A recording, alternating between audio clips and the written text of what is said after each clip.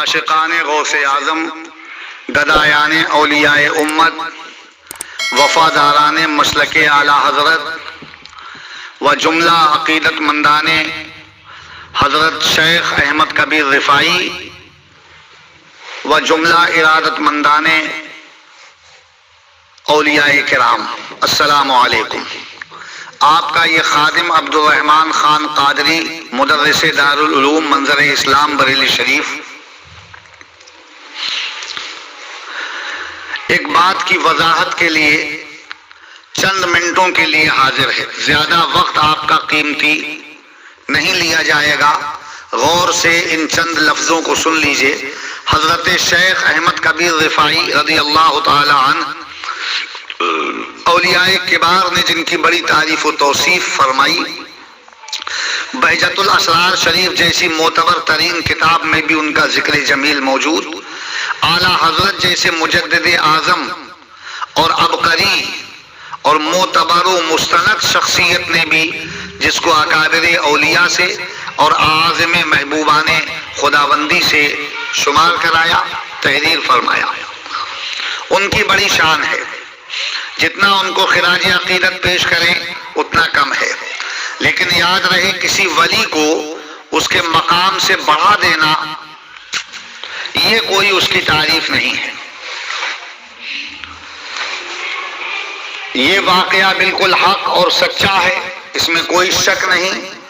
بہت سی کتابوں میں لکھا ہے کہ حالت جوانی میں حضرت شیخ احمد کبیر رفاعی بارگاہ رسالت میں حاضر ہوتے ہیں اور دربار رسالت میں حاضر ہونے کے بعد 4 مصرے پیش کرتے ہیں۔ ان 4 مصروں کا مفہوم یہ ہے کہ یا رسول اللہ، اب تک میری روح میری نائب بن کر آتی تھی اور آپ کے دربار میں سلام عقیدت پیش کر کے چلی جاتی تھی۔ آج میری روح ہی نہیں آئی بلکہ میں جسم کے ساتھ حاضر ہوا ہوں۔ میرے دل کی تمنا یہ ہے کہ دست رسالت روضہ پر نور سے باہر نکالیے تاکہ میری آنکھیں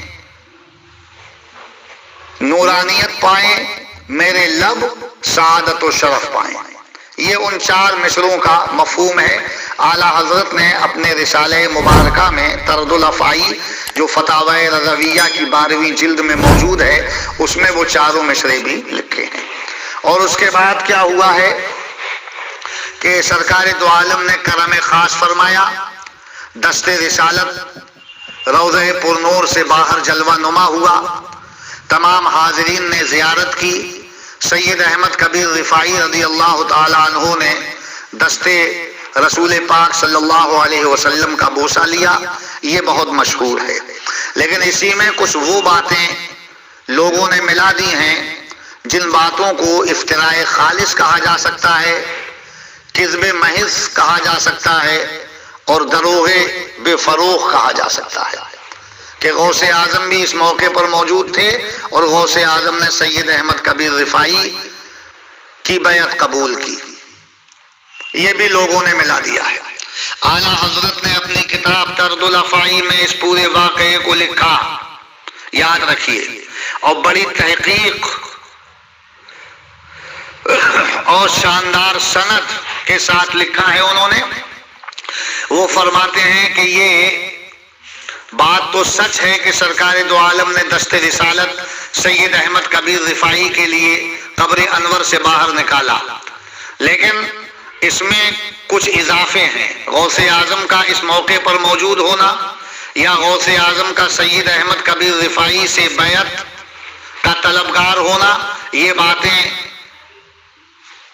فہم و ادراک سے بالا تر ہیں، سمجھ میں آنے کے لائق نہیں۔ سید احمد کبیر رفاعی نے غوث اعظم کو سردار اولیاء کہا، سلطان الوقت کہا، اور جب غوث اعظم نے اپنا قدم اولیاء کرام کی گردنوں پر رکھا، اس وقت حضرت شیخ احمد کبیر رفاعی ام عبیدہ میں تھے، اپنی خانقاہ میں تھے، وہیں انہوں نے اپنا سر جھکا دیا اور علی رقبتی ان کی زبان سے نکلا، اہل ارادت نے پوچھا کہ حضور یہ اعلیٰ رقبتی کا کیا مطلب؟ تو جواب دیتے ہیں کہ شیخ عبد القادر جیلانی نے اپنا قدم تمام اولیاء کرام کی گردنوں پر رکھا ہے، لہذا میں نے اس منظر کو جب ملاحظہ کر لیا تو اپنی گردن کو جھکا دیا میں نے، اور غوث اعظم کے قدم کو اپنی گردن پر میں نے تسلیم کیا۔ یہ سب واقعات آپ پڑھیے طرد الافعی میں۔ تو جس کی یہ شان ہو، یہ کہنا کہ غوث اعظم ان سے بیعت ہوئے، یہ کتنا بڑا کذب ہو سکتا ہے اور کتنا زبردست دروغے بے فروغ ہو سکتا ہے۔ اعلیٰ حضرت نے سراسر اس کی تردید و تکذیب فرمائی۔ وہ فرماتے ہیں، سنیے اعلیٰ حضرت کیا لکھتے ہیں۔ لکھتے ہیں کہ 509 ہجری میں قطب الاقطاب سید السادات غوث الاغواث حضور سیدنا غوث اعظم رضی اللہ تعالی عنہ زیارت حرمین شریفین کے لیے تشریف لے جاتے ہیں 509 ہجری میں۔ 38 سال کی عمر پاک ہو چکی ہے سرکار غوث اعظم کی، اور بارگاہ رسالت میں جب حاضر ہوئے تو 4 مصرے یہ سرکار غوث اعظم نے کہے اپنی زبان حق بیان سے۔ شیخ احمد کبیر رفاعی یا تو اس وقت بہت چھوٹے کم سن تھے اور یا پیدا ہی نہیں ہوئے تھے، جن تذکرہ نگاروں نے 512 سنے ولادت بتایا تو اس حساب سے تو ابھی پیدا بھی نہیں ہوئے ہیں یہ شیخ احمد کبیر رفاعی، لیکن سرکار غوث اعظم بارگاہ رسالت میں حاضر ہیں اور اس بارگاہ میں حاضر ہو کر یہ 4 مصرے پیش کرتے ہیں۔ عربی کے وہ مصرے طرد الافعی میں موجود ہیں۔ پتہ چلا کہ غوث اعظم کے مصرے ہیں یہ۔ ان مصروں کا مفہوم کیا ہے؟ اب تک میری روح آپ کی جناب میں حاضر ہوتی تھی اور دربار کو چوم کر چلی جاتی تھی، آج میرا جسم حاضر ہوا ہے، یا رسول اللہ روضہ پر نور سے دست نبوت باہر نکالیے تاکہ میری آنکھیں نور پائیں اور میرے ہاتھ سعادت پائیں۔ ان 4 مصروں کا یہ مفہوم ہے، گویا غوث اعظم کے یہ مصرے ہیں۔ تو سرکار دو عالم نے غوث اعظم کے لیے اپنا دست کرم نکالا، غوث اعظم نے اس کا بوسہ لیا اور اس کی زیارت کی۔ شیخ احمد کبیر رفاعی کو جب یہ معلوم ہوا کہ یہ 4 مصرے بارگاہ رسالت میں اتنا مقبول ہیں کہ سرکار دو عالم اپنا دست رسالت باہر نکال دیتے ہیں، تو غوث اعظم کی اتباع میں شیخ احمد کبیر رفاعی نے بھی وہی مصرے پڑھے تھے جب وہ جوان ہو گئے اور بارگاہ رسالت میں حاضر ہوئے، تو غوث اعظم کی اتباع میں انہوں نے وہ 4 مصرے غوث اعظم کے پڑھے اور سرکار دو عالم نے ان کو بھی اپنا دست رسالت عطا فرما دیا۔ یہ ہے پورا واقعہ جو طرد الافعی میں لکھا ہوا ہے۔ تو اس سے آپ اندازہ یہ بھی لگا سکتے ہیں کہ غوث اعظم کی شان کتنی بلند و بالا ہے اور ان کی اتباع کرنے والے کا بھی کتنا مقام بلند ہے کہ سرکار دو عالم ان پر بھی کرم فرما دیتے ہیں کہ جو غوث اعظم کی اتباع کرتے ہیں۔ یہاں شیخ احمد کبیر رفاعی نے غوث اعظم کی اتباع کی اور اتباع غوث اعظم میں وہ 4 مصرے پڑھے تو رسول برحق نے ان پر کرم فرما دیا۔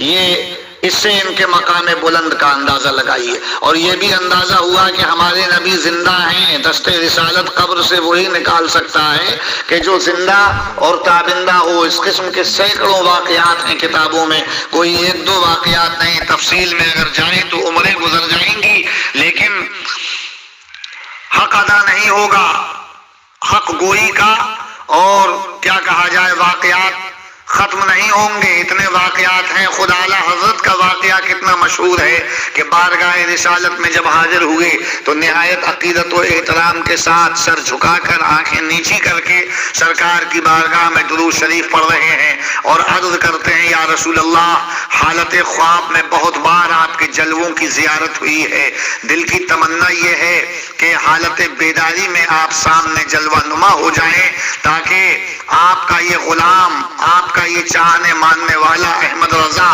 جیتے جاگتے ہوئے حالت بیداری میں اپنے سر کی آنکھوں سے آپ کے جلووں کی زیارت کر لے۔ صبح سے شام تک صلاۃ و سلام پڑھتے رہے، لیکن سرکار کا جلوہ سامنے تشریف نہیں لایا۔ اس کی بھی کوئی خاص وجہ تھی۔ گویا رسول پاک چاہتے تھے کہ میرا عاشق میرے روضے پر حاضر ہی رہے اور یوں ہی درود شریف پڑھتا رہے۔ اگر سرکار دو عالم جلوہ نما ہو جائیں تو یہ سلسلہ منقطع ہو سکتا ہے۔ اعلیٰ حضرت نے وہیں ایک نظم بھی کہی تھی جو ہدایت بخشش میں موجود ہے، وہ سوئے لالہزار پھرتے ہیں، تیرے دن اے بہار پھرتے ہیں۔ اور مقطع میں کیا کہتے ہیں اعلیٰ حضرت کہ کوئی کیوں پوچھے تیری بات رضا، تجھ سے کتے ہزار پھرتے ہیں۔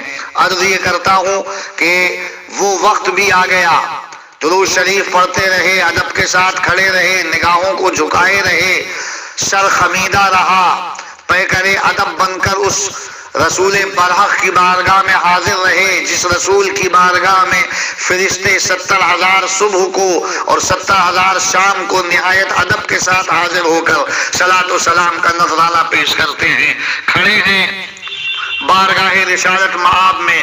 اچانک وہ ساعت سعید بھی آ جاتی ہے اور وہ مبارک وقت بھی آ جاتا ہے کہ کائنات کا تاجدار رسول کونین صلی اللہ علیہ وسلم کا جلوہ سامنے تشریف فرما ہے۔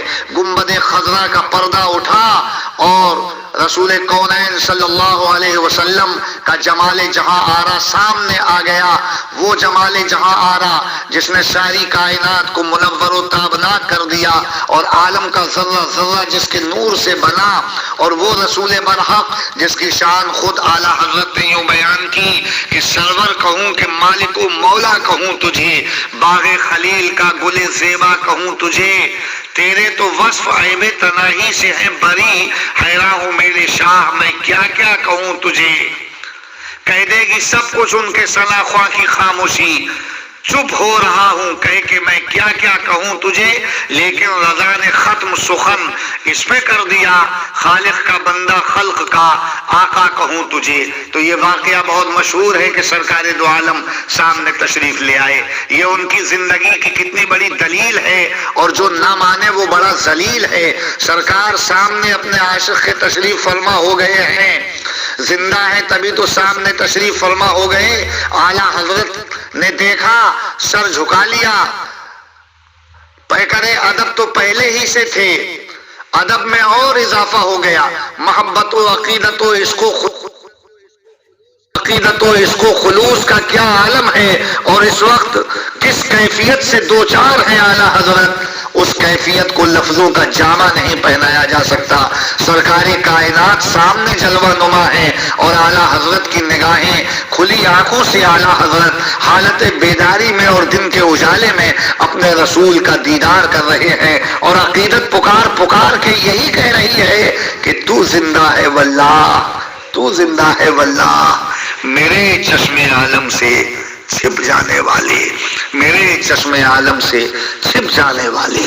تو عرض یہ کرنا ہے کہ سرکار دو عالم کی زندگی کی یہ دلیل ہے، اور سرکار دو عالم کتنوں کے لیے جلوہ نما ہو چکے ہیں، اور کتنوں نے اللہ کے نبی کی زیارت کی ہے وصال کے بعد۔ یہ ایک بہت زبردست تاریخ ہے۔ تو غوث اعظم 509 ہجری میں حاضر ہوئے، اور سرکار دو عالم نے اپنا دست رسالت ان کو عطا فرمایا، اور اس کے بعد حالت جوانی میں شیخ احمد کبیر رفاعی بھی حاضر ہوئے، اور سرکار دو عالم نے ان کو بھی اپنا دست رسالت عطا فرما دیا۔ تو بار بار متعدد اولیاء پر اور اہل حق اور اہل عشق پر سرکار دو عالم اگر کرم فرما دیں تو اس میں کوئی مضائقہ نہیں ہے، کوئی مضائقہ نہیں۔ اعلیٰ حضرت نے اس کا بھی ذکر فرمایا ہے، پورا رسالہ پڑھیے، عقیدت میں اضافہ ہوگا اور معلومات میں بہت اضافہ ہوگا۔ خدا کرے کہ ہم اولیاء کرام کے نیاز مند رہیں، ہم غوث اعظم کے ماننے والے ہیں، شیخ احمد کبیر رفاعی کے دربار کے گدا ہیں، ان کے بھکاری ہیں، ان کے نیاز مند ہیں، اور ہمارے پاس عقیدت کے وہ الفاظ ہی نہیں جو ان کی بارگاہ میں ہم ان کا گلدستہ پیش کر سکیں۔ ہم کہاں کم ترین نالائق، اور وہ کہاں بلندیوں پر بلندی رکھنے والے، فوقیت پر فوقیت رکھنے والے، کرامت پر کرامت رکھنے والے، عظمت پر عظمت رکھنے والے، کہاں وہ آسمان سے زیادہ بلند و بالا، اور ہم کہاں زمین سے بھی زیادہ پستی والے۔ کیا ان کا ذکر کر سکتے ہیں؟ چند الفاظ ان کی بارگاہ میں کہہ کر اپنی عاقبت بنانا چاہتے ہیں اور اپنا بھلا چاہتے ہیں، اپنی نجات چاہتے ہیں۔ ان لفظوں سے ہمارا ہی فائدہ ہے اگر قبول ہو جائے۔ شیخ احمد کبیر رفاعی اپنے دربار میں اس نذرانہ عقیدت کو قبول فرما لیں، سرکار غوث اعظم اس محبت کو قبول فرما لیں تو بیڑا پار ہو جائے، اور اللہ رب العزت اپنے اولیاء کے صدقے و طفیل استقامت علی الحق ہم کو عطا فرمائے، اور برائیوں سے، بے حیائیوں سے، معاصی سے، گناہوں سے بچنے کی توفیق عطا فرمائے، اور ان بزرگوں کے طفیل ہمارا خاتمہ ایمان پر فرمائے۔ آمین یا رب العالمین۔ السلام علیکم ورحمۃ اللہ۔